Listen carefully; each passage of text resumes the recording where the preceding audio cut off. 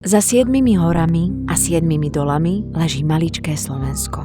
A má veľký problém. Správy vyplýva, že čoraz viac sa radikalizujú nielen mladí ľudia, ale už aj deti. Nenávisť k tomu, čo je cudzie, alebo iné sa šíri už aj na základných školách.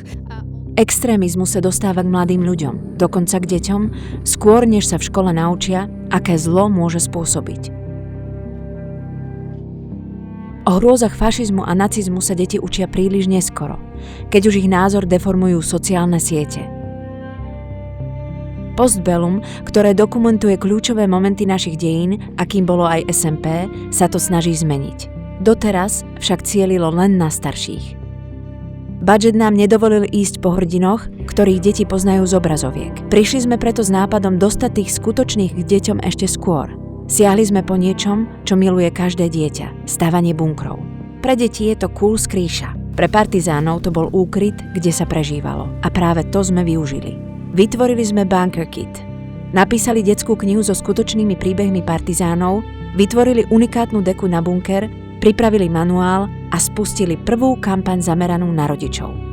Príbehy partizánov sme prepísali do podoby vhodnej pre deti a ručne vyšívanými ilustráciami sme ich preniesli do knihy aj do bunkra.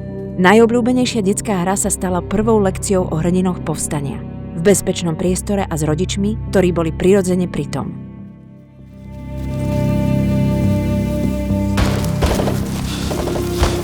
Spustili sme fundraising cez Donio a Bunker Kit sa stal online hitom. Rodičia si ho okamžite zamilovali. Lajkovali, zdieľali, kupovali.